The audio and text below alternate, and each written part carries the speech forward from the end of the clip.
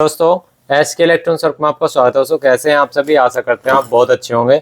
दोस्तों देखिए आज की वीडियो खास होने वाली है। खास ये है कि ये आप देख सकते हैं मेरे पास दो पीसीबी रखी हैं और दोनों ही पीसीबी डिफरेंट मॉडल है और इनके मेरे पास इंडोर पीसीबी नहीं है और मुझे बिना इंडोर पीसीबी के आउटडोर पीसीबी चेक करनी है।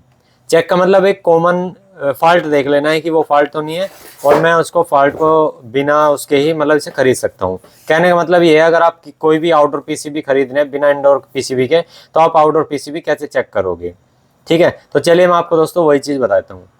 मान लीजिए कि मैं कोई भी यहाँ पे पीसीबी चला रहा हूँ। पहले मैं ये पीसीबी ले लेता हूँ। ये मेरे पास LG की पीसीबी है। पहले कोई भी पीसीबी को अगर आपको टेस्ट करना है, सिर्फ पीसीबी को, आउटडोर पीसीबी, तो आपको उसके सारे सेंसर कनेक्ट करने पड़े होंगे। सेंसर कनेक्ट करने के लिए आपको पता होना चाहिए कहाँ पे कौन सा सेंसर लगेगा, क्योंकि वो जानकारी तो होनी जरूरी है ये आपकी। ठीक है, उसके लिए जैसे कि LG है तो थर्मोस्टेट के लिए TH1 TH2 लिखा होता है, तो TH1 TH2 पे ये है। और LG MV पे ये डिस्प्ले के लिए होता है, इसे छोड़ देते हैं तो यहाँ पे 2-3 सेंसर लग जाते हैं, डिस्चार्ज, सक्शन और एयर का। तो हमने यहाँ पे 3 सेंसर लगा लिए हैं, आप देख सकते हैं। अब हमें ये कंफर्म पता लगाना है कि पीसीबी ओके है या ख़राब है। अभी बहुत से भाई इसमें भी नकल उतारेंगे, लेकिन आपको ये चीज़ पता लग जाएगी। इसके लिए क्या है कि आपको न्यूट्रल फेज देना है, सिर्फ कम्युनिकेशन नहीं देना, न्यूट्रल देना है और फेज देना है और रिएक्टर आपको जोड़ के रखना है। तो पीसीबी को ऑन करना है और आपको स्टेटस LED को देखना है। ठीक है, यहाँ पे स्टेटस LED को देखेंगे तो यहाँ पे स्टेटस LED कंटिन्यू ग्लो है। ठीक है, कंटिन्यू ग्लो कम से कम 2 से 2.5 मिनट के आसपास होनी चाहिए। इसका मतलब आपकी पीसीबी परमानेंट ओके है, पीसीबी में कोई दिक्कत नहीं है। रही बात दोस्तों कम्युनिकेशन की, कम्युनिकेशन तो दोस्तों आपकी इंडोर की जैसी है उसके हिसाब से मैचिंग हो जाएगी। ज़्यादातर LG की पीसीबी हुई, सैमसंग की हुई और आपकी वोल्टास हुई, बहुत सारी पीसीबी हैं जो कि दोस्तों इस तरह से चेक हो जाती है। अब देखिए स्टेटस है।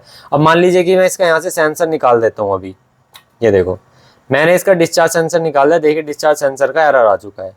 वापसी में लगा दूंगा तो देख सकते हैं कोई भी एरर नहीं है। इससे हम एक मोटा मोटी ये पता अंदाज़ा लगा सकते हैं कि हमारी जो पीसीबी है वो फिजिकल सारी चीज़ों से ठीक है। मतलब फिजिकल का मतलब इसमें जो भी कंपोनेंट लगे हैं वो अपनी जगह पे सही जगह रुके हुए हैं, हम इस पीसीबी को खरीद सकते हैं। बाकी रही कंप्रेसर की, तो कंप्रेसर तो चल ही जाएगा। ठीक है, ये आपको देख लेना है। अब चलिए दूसरी पीसीबी पे मैं आपको ये चीज़ करके दिखा देता हूँ। तो पहली पीसीबी पे हमने कंप्लीट कर लिया। अब इसको हम यहाँ से एक तरफ कर देंगे। हमने इस पीसीबी को एक तरफ कर दिया। अब हम ले लेते हैं यहाँ से वोल्टास की पीसीबी। ये वोल्टास की पीसीबी है। ठीक है, मैं यहाँ से रिएक्टर के तार, इसके रिएक्टर के तार लगा लेता हूँ। ये रिएक्टर के तार हैं, देखो।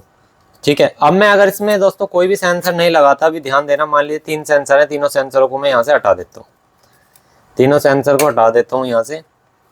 ये मैंने तीनों सेंसर हटा लिए। ठीक है, ये कंप्रेसर के वायर हैं, इन्हें लगाने की कोई ज़रूरत नहीं है। ठीक है, अब मैं यहाँ पे मेन लाइन देता हूँ, कम्युनिकेशन को छोड़ के मेन लाइन में न्यूट्रल फेज। यहाँ पे न्यूट्रल दिया और यहाँ पे हम फेज दे देंगे। अब इसको लाइन देंगे और स्टेटस LED को चेक करेंगे। लाइन दी, ये कम्युनिकेशन और वोल्टेज वेरी की लाइट है, इसको ठीक है। ये हमारी स्टेटस LED है। अगर स्टेटस LED हमारी 2.5-3 मिनट तक कंटिन्यू रुकी हुई है तो इसका मतलब हमारी LED ये ठीक है। और ये देखिए अभी बंद हो गई। अब इसमें एरर आना शुरू हो जाएगा। मतलब यहाँ पे जो रेड लाइट है वो देखिए, अभी देखते हैं। ये देखिए अब 1 2 इस तरह से देखिए ब्लिंक करना शुरू कर दिया है। ठीक है, मतलब जल्दी से ही 5-6 सेकंड में ब्लिंक करना शुरू कर दिया। इसका मतलब इसके अंदर स्टेटस LED चलने लगी, मतलब एरर है। सबसे पहला तो ये भी पता होना चाहिए कि भाई आपके सेंसर हटाने पे स्टेटस LED आ रही जा रही है या नहीं आ रही है, क्योंकि ये भी बहुत ज़रूरी है।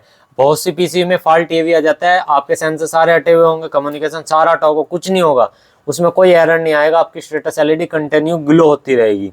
वो भी गलत है। सेंसर हटाने के बाद भी एरर आना चाहिए और सेंसर लगाने के बाद 3 मिनट बाद भी एरर आना चाहिए, तो आपकी पीसीबी सही है। अब मान लीजिए कि हम चलती हुई पीसीबी पे यहाँ पे अगर सेंसर लगाते हैं तो शायद एरर हट जाए। वैसे हटेगा नहीं, क्योंकि किसी किसी में डायग्नोसिस जल्दी हो जाता है, किसी किसी में डायग्नोसिस नहीं हो पाता है। ये देख लीजिए हमने तीनों सेंसर लगा दिए हैं। तो यहाँ पे अभी देखिए कोई भी नहीं है, हमारी जो स्टेटस LED नहीं रुकी। तो हम क्या करेंगे, यहाँ से मेन लाइन बंद करेंगे, इसका कैपेसिटर को डिस्चार्ज करेंगे। डिस्चार्ज करने के लिए बल्ब का यूज़ करें, तो बल्ब का यूज़ किया, कैपेसिटर डिस्चार्ज हो गया। अब यहाँ से हम ऑन करेंगे। ऑन करने के बाद दोस्तों जो इसका सीरीज बल्ब है वो लगा देंगे और स्टेटस LED को देखेंगे। अब यहाँ पे ये चीज़ आपको 2 चीज़ ध्यान रखनी है, समझना इस बात को। अगर स्टेटस LED सेंसर हटाने पे भी परमानेंट जली रह रही है तो हमारी EEPROM ब्लैंक हो चुकी है, उसके सॉफ्टवेयर करप्ट हो चुके हैं, ठीक है, यानी कि सॉफ्टवेयर उसके गए। उसके बाद दोस्तों अगर आपकी सेंसर हटाने लगाने पे थोड़ी देर बाद डायग्नोसिस कर रहा है, स्टेटस LED बता रही है कि एरर वगैरह है, तो समझ लीजिए उसके सॉफ्टवेयर और मेन IC प्रोसेसर बिल्कुल ठीक है। ये चीज़ याद रखना हमेशा, ठीक है, बिना उसके चेक करने के लिए स्टेटस LED से इस तरह से आपका पता लग जाता है। दूसरी चीज़ ये है, जब आपका PCB इस तरह से कंडीशन में रुका हो 3 मिनट बाद उसके अंदर एरर आना बहुत ज़रूरी है, क्योंकि उसकी कम्युनिकेशन मैच होना, इनडोर टू आउटडोर कम्युनिकेशन के लिए बातचीत करना वो ज़रूरी है। तो ये चीज़ आपको याद रखना है। तो मॉनिटरिंग के लिए मैंने आपको बता दिया, पहला कि स्टेटस LED का आपको देखना है कि सेंसर हटा करके स्टेटस LED बंद चालू हो रही है तो ठीक है, अगर बंद चालू बिल्कुल भी नहीं हो रही तो इसका मतलब आपकी EEPROM या मेन IC ख़राब है। तो इस तरह से आप दोस्तों आउटडोर के PCB को लमसम चेक कर सकते हैं कि हाँ हमारी आउटडोर PCB ठीक है, ठीक है, मतलब इसके सारे कंपोनेंट ठीक है, टूटे फूटे नहीं है।